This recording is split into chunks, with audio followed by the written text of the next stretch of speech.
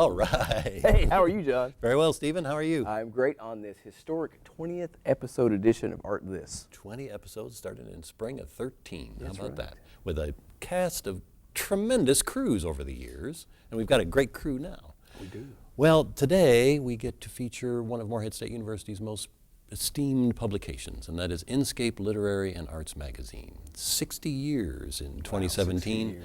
and they are spending this year getting fired up for their 60th anniversary. So we'll feature them later in the show. But what have you got for us today? Very excited. Traveled to Batavia, Ohio in the greater Cincinnati area over the weekend to meet with Dana Thomas of Artfully Delicious Cakes. And Dana commissioned and created this wonderful cake for our 20th episode here. A little bit of a Gutenberg reference there. Yeah. But Dana is a cake artist, and we've featured cake artists here before, but Dana has a more unique twist on the cakes and had a wonderful time. And she told me to remind everyone here that she will deliver to as far as Maysville, Kentucky, if anyone was interested. Outstanding. But let's take a look at Dana Thomas from Artfully Delicious. Yeah.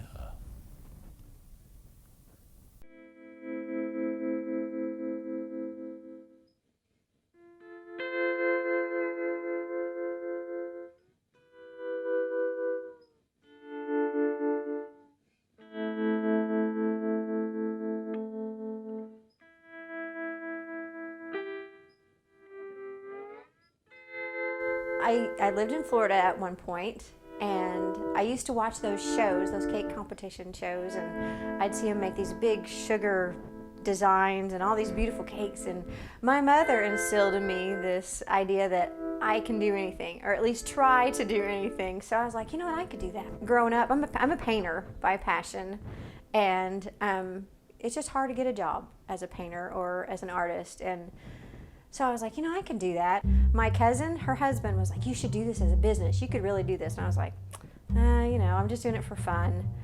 And I made a cake for my other cousin for his daughter's first birthday. And one of their friends was there, and she had a couple kids. So I started making her kids cakes. Well, she worked at a dentist for little kids, like a pediatrician dentist. And she works with a lot of women that were younger 20s that were getting married and having babies, and she was really the catalyst of my business. It's totally word of mouth. And like I said, some of those ladies I became friends with because I did their wedding cakes and their wedding showers and their baby showers, and every year after that I did their kids' cakes. So it has just become, it's a passion. I didn't really realize instead of painting with oils, I'm now painting with frosting. So it's a way to be creative and actually make some money at it too. My name's Dana Thomas, and my business is Artfully Delicious. Well, it used to, when I first started, it was more, I needed a little more rigidity. I really wanted people to send me exactly what they wanted. But now it has kind of, as I've gotten better and more confident in it, that when people are like, and mostly men, well, so just make it pretty. Well, okay, I can do that, you know? So, and I also kind of like when like people will be like, oh, you know, I just want, you know, a cake with geometric lines. So I get online and I kind of research like different things, and I'll find one that I like, and I'll send them ideas like, do you like this one or this one? And I also kind of like when, you know, we can take part of this one and part of that one, and we kind of make our own out of it. So I've gotten to the point where I like to be more creative with it. And some people are still this is the exact cake I want, which I'm really good with that too, because then I know exactly what they want and they're not going to be disappointed. Where I bet you probably 75% of the people are, just make it pretty, you know. I want flowers. Now I do a lot of research first, you know. A lot of the questions I ask them, I need to know like how many people they're serving, so I can get an idea how big of a cake we're gonna make. I need to know flavors. I need to know, do they want buttercream? Do they want fondant? I need to know when they're gonna want it, because you'll be amazed how many people are like, well, I need it for tomorrow, or, and that's just not realistic sometimes, you know? So, but yeah, like, so I'll do some research and kind of get an idea, and sometimes you just get inspired, you know? And those are the cakes I like the most, because they might be difficult, but if you're excited about it, you're gonna do that much better at it. But it's kind of a process. Like I bake the cake first, and then I let it sit, like I wrap it in saran wrap, cellophane, and I let it sit in the refrigerator overnight because that kind of seals in the moisture. And then the next day is when I fill it and frost it and decorate it. Sometimes it's a 2 to 3 day process.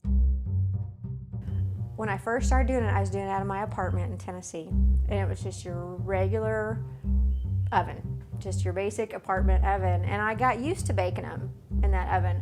Well, then when I moved in, I bought a house in Tennessee. When I moved in, I had a convection oven. Totally different ballgame. I had to almost learn over again how to bake cakes because they just bake differently in a convection oven. Well, I try to make them as custom as I can. I want them to be exactly what you want and not something that you can buy at the grocery store and I'm not having a lot of overhead. I'm not an extremely, it's not going to cost you a fortune, but I want it to be special to you. I want you to remember it, so I want it to be exactly what you want. So I do a lot of research and stuff. Well, I do have the jungle themed baby shower cake was a lot of fun. I like the 3-dimensional cakes. Those are a lot of fun. I did this, it was a basketball cake. They wanted it was for, I don't remember how old he was, 7 maybe, but it was upside down. Like it was a 6-inch, an 8-inch, and then a 10-inch. So it was completely upside down. I had to build an infrastructure and attach it to a board. It was a challenge. So that one was a lot of fun. It's really neat, like when you have something that you just is a challenge for you and it gets done and it turns out great, Teenage Mutant Ninja Turtles, that was a fun cake. Wedding cakes are my favorite though, and they're usually the toughest, but just to be part of somebody's big day and to know how important that is for them and to just make them beautiful. So, and those are a process. I mean, those take 20, 25 hours sometimes. The hardest part is delivering the cake, especially when I first started. I mean, I lived on the 3rd floor of my apartment building and trying to carry these cakes down that many flights of steps and get them in the car and them not falling over on the way to delivery. Man, that's the tensest part. You realize every bump in the road there is, right? But when you deliver that cake and you see the look on their face, it makes it all worth it. And then these people that I become friends with, they send me pictures of their kids eating the cakes and stuff, and that by far is my favorite. I love that, just to see their reaction and how happy they are. I mean, I'm in a happy industry. I mean, I don't ever have who wants a cake for an unhappy, situation? So I've had some weird requests for cakes, for occasions you don't think about, but, they're still happy occasions. Well, I do have a website. It's artfully-delicious.com. I am on Facebook, which is Artfully Delicious. Right now, since we just moved to Ohio, I have just became licensed in Ohio, so we're just starting to advertise. So it's been a process, but right now those are my 2 kind of ways to get a hold of me right now.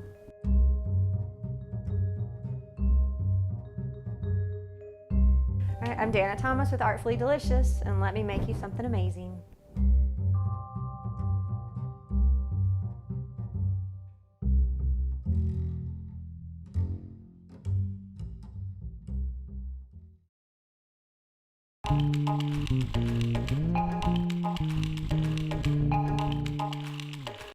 All right, well, 20 episodes, John. We've had ventriloquists, we've had cake artists, we've had a magician. We had a man escape from a straitjacket. Right here on the stage. And it's been just a blast all the way through. Yeah. Well, what we did to celebrate and take a look back in a retrospective is gather up images from all of our programs and stick them into 2 minutes. So you'll see about 150 shots. And let's see what it looks like. And the music, by the way, is Stephen Middleton, myself, and Sun Street jamming. All right.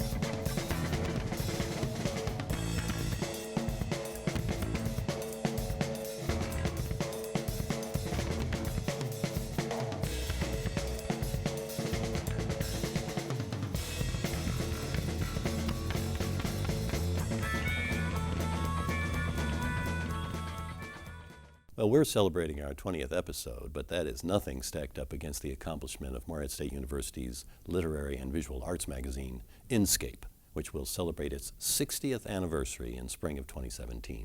So they're spending this year getting fired up for the grand celebration. I talked to 9 people last fall, and you will hear some very interesting things. I think you'll be convinced why Inscape has stuck around as long as it has. Inscape.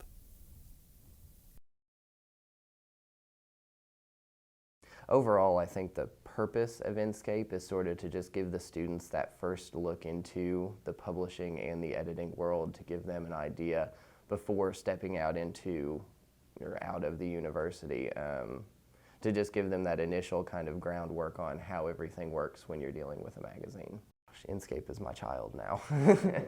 I mean, once you work on it for so many years and you see the drive that everybody puts behind it, and the collaboration between the faculty advisors and the students, and the collaboration between the English side and the art side, you just get to see sort of how it does get from the nitty-gritty and working on it word by word and page by page to the final product. Currently, I am a faculty advisor for the journal. Essentially, that just entails coming to the meetings, overseeing the student discussion of the submissions, and just kind of being there in a very supportive role. In terms of the actual discussion, our participation is fairly minimal, and we're really just asked to, I suppose, weigh in if it's a particularly difficult decision that the editorial staff is coming to.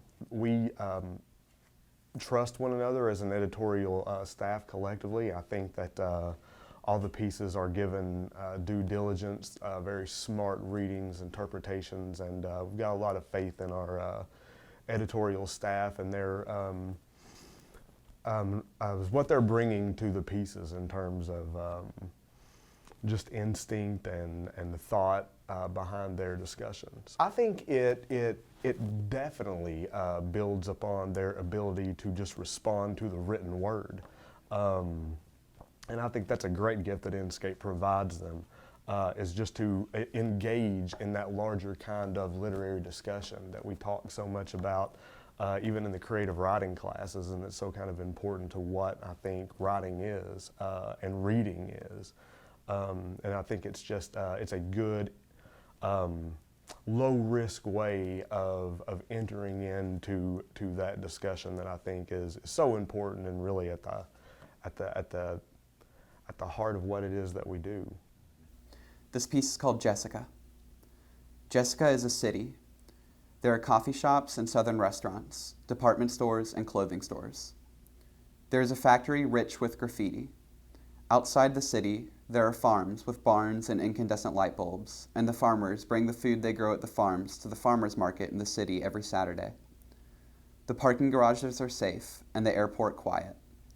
It's a nice airport, but most people prefer to drive when they come and go. There's a florist where boys can buy girls flowers. There's a park where couples can walk together, and a church where they can worship with one another. Behind the church is a graveyard where people dig their own graves. Space is running out. At sunset, the couples buy ice cream, sit on their balconies, and watch the streets clear out. The men and women in the streets have ice cream too, but their ice cream melts faster than the couples. They try the doors to the apartments where the couples live, but they're all locked, save for one. Most of them go to the hotels, where they can stay the night, but not the week. It's a literary journal that has survived over half a century, and that's very rare in America. So we're very proud of that, and we're very proud of the commitment that Morehead State has always made to preserving Inscape and to funding it, even through the worst of financial times. Our Dean McBride, and our Chair, Dr. Williams, and the folks over in the art department as well have been really devoted to keeping the journal viable. And I've been involved with it for most of my 27 years here, and it's been a great experience. I think I can say this, and even though it's kind of a generalization, students in this region and students at this university kind of get the whole creative ethos, the whole need for creativity. I don't know if it's distinctly Appalachian Appalachian or not, but I do know that the folks who wind up on Inkscape already know that the creative act is central and crucial to learning and to being a full human being. And I think that manifests itself in Inkscape and in the kind of stability that it's had. The minute one puts a word on a page or a screen or a wall or a desktop, one is vulnerable. So providing a vehicle and a place for that sort of risk-taking, that sort of positive, healthy risk-taking is really crucial. That's what Inkscape does first and foremost. I think we get to see writers experience publication for the first time. We get to see editorial people speak out loud about work for the first time. And that's very exciting to be around and to see it happen. This next one is called Words of the Wise. Words of the wise don't rest on my mind and facilitate inspiration or guide my technique. They chatter and click across each synapse like seizing wooden dentures. As lectures persist, I hear forefathers laughing at the great men and women we're not sure we can become. They are not the runway across which we glide, guiding us towards the sun. They are the rotten teeth that chew and gnash and gum the sinews of our apparently sinful brains. Our tombstones will never stand proudly beside theirs, not because we are not worthy, but because we'd rather die nameless and silent than to ever repeat what they've said and done, no matter how badly they think we ought to. For as long as I've been involved in it, it's been a literary and arts and visual arts journal. And I think that the journal is sustained by the kind of insight and power and wisdom that you get from the visual arts. We've always had the best people from the art department involved in it, Gary and Lisa Mesagaido, for many years. So the journal kind of thrives under their influence, always has. My role is to try to get things started at the beginning of every year to make sure that we as in all of the departments and the faculty advisors meet with Coma, creative director at the University of Marketing, to make sure that we can set up a timeline, deadlines for students to submit work. We have 3 competitions, 2 sets of deadlines, one for the art and design, which comes a little sooner, and then a little later is the English side, the writing. I play a role in putting together the information for posters, press releases, emails sent out to students, social media of all of the call for entries, trying to get the word out, letting people know there's money involved, securing money to also encourage the students to enter.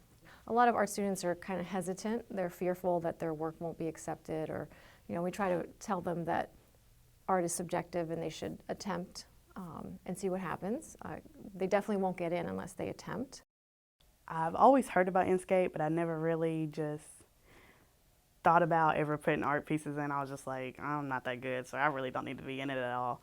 And Lisa Mesagaido, she kept on finding me every day, and she was just like, Sarah, you need to put something in here. It's always good to try. You just need to. So I was just like, okay, why not try something? So it was my first time in intaglio printmaking, and like Maria, I did an aqua tint.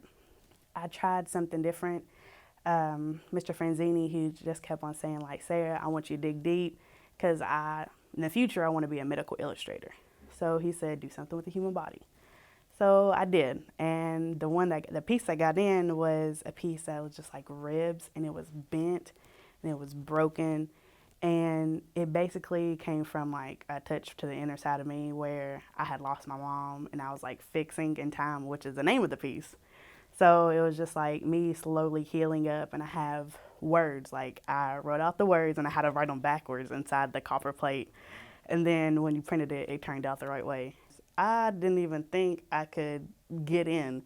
And then I got the email that I got in, and when I saw it, I was just like, oh my goodness, my artwork is published. I was just like, I didn't even want to do this. I just got pressured into doing it, and I'm glad I did it, because it was a blessing. I got 2 books from Gary, and then I went to my church because I wanted them to see it, and then I was like showed it around the family, and they were proud of me, and I was just proud of myself. if they are feeling any type of discouragement about anything, just go ahead and try it. It's not going to hurt you. And if you don't get in, that's okay. You could try again. If you don't have more time to try again, then like it's okay, because you are finding yourself. So you are able to grow in many different ways. You don't have to like make it into that. That doesn't mean that your artwork isn't good. It just means that like you're growing. You have more to do with life. So I do it anyways. I've been entering more art shows, and I've actually been putting myself out there more. It helped me grow a lot more, because I'm at work. I work now at a winery, and they asked me to do some logos for them. So I'm willingly just to like put my artwork out there, and then I'm showing everybody, and I just feel proud for myself. Like I'm growing tremendously, and it just inspires me so much to do more. Being in Inscape, the first time it happened, I honestly didn't expect it. As an undergraduate, you kind of get in the habit of applying for these things that are competitive, and you know that you might not get in, and you kind of accept that failure and move on to the next one. But my junior year, I was finally admitted, and I got an honorable mention. And it was a nice confidence boost. And it was the semester before I started my student teaching here in Marion County, so that confidence boost kind of translated once I was in the classroom. Now that I was kind of in a published work. It's something I really needed, and it encouraged me to keep applying in the future, and I was able to get in 2 more times throughout my career, and that's still ongoing. I plan on submitting this year as well, but 3 entries total accepted so far. The first piece that was accepted was an intaglio piece from a printmaking class that I did with Bob Franzini over at the Department of Art and Design, and it was actually the first time I had used this specific technique called aquatint. So I was kind of nervous because it was kind of my guinea pig example of this new process I was learning, and to my surprise, it was accepted into the publication. And I was just really shocked, because I would never think that my first attempt at a new process would be recognized in a publication like that.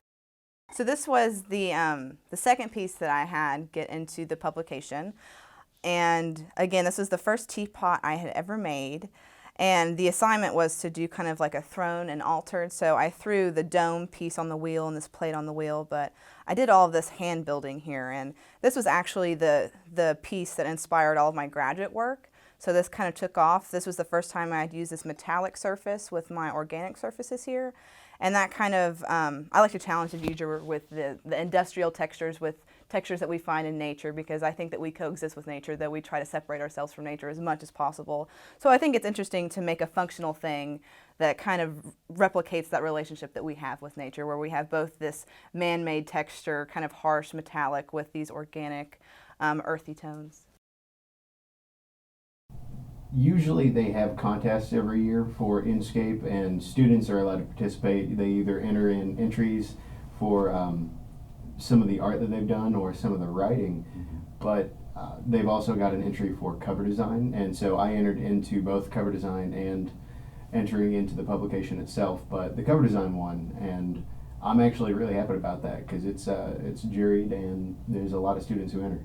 What did it do for you?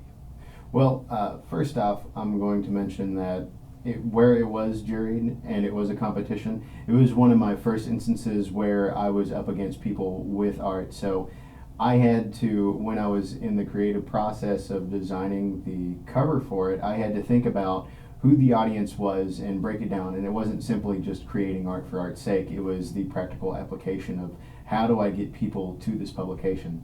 I would probably say that when I'm going and creating art, there's a dangerous aspect of thinking too much selfishly or too much about your audience. There's a good give and take about it, because if you're not passionate about what you're doing, that comes through when you're just making it for somebody. Or if you just don't care about what somebody else thinks about your work, then it's why would anybody care that you're making it in the first place? So it's being considerate and having a goal, and then knowing how your goal is going to affect your audience. And that's the real challenge that artists face. A lot of times I feel like when I was beginning with my art career, I was trying to make things, and then I was having issues with people not really caring about it. I mean, I'm technically talented, but that doesn't mean anything, you know. So that Inscape, I would have to say, was a good first stand when I actually understood that and was able to use it well. My name is David Moore, and I'm a graphic designer with the Communications and Marketing Department at Morgan State University. When I was a student, undergrad, I submitted work to Enscape a couple times. The first time, actually, I didn't make it into the magazine. I wanted to be a part of it because I felt like that was recognition, confidence building, and sort of validation for the work that I was doing. I think a lot of students feel that way. That's why they submit work. So the first time I didn't get in it, then I think it was the next year I submitted work again, and it was chosen for the cover and I think first place for the inside. The concept for that particular piece was about storytelling, and I think that's the title. What I ended up titling it was Storytelling. And basically you have this figure who's kind of a female figure, and she's basically telling a story to a rabbit. So I thought about storybooks. I thought about when I was a kid, so I give it kind of a weathered effect like the old storybooks, like the golden storybooks, but I want it to be kind of surreal at the same time and abstracted. I actually like a lot of the other work that's in there. I knew a lot of the people, so it kind of builds your confidence up. It makes you feel good about what you're doing, knowing that your work is on the same level as your peers, and it's kind of recognized on that level. In 2017 will be like you said, our 60th. We have 2 undergraduate fellows currently scanning, working with the library, the archive collection, and they are scanning high quality 600 DPI, all the issues that we have available to us, and those are going to be uploaded to a university database system, so internationally anyone can access these. And they will also be added to the Enscape site in 2017, but it's a pretty long process because the quality of the scans are so high. I think it's going to be a pretty exciting year. And I think it's good for MSU because I think in some years, and in some ways, Enscape has kind of been under the radar for some people, and to see that this has been a collaborative effort from many departments, and the departments have kind of shifted. At some point, music was involved as well, some of those earlier issues. Art wasn't, then they came back in. So to kind of see how the university population has come together, right, to make this happen, and it's always, from what it appears to be, has been student-centered. So it's really about students getting their work published or playing a role in the creation of this journal.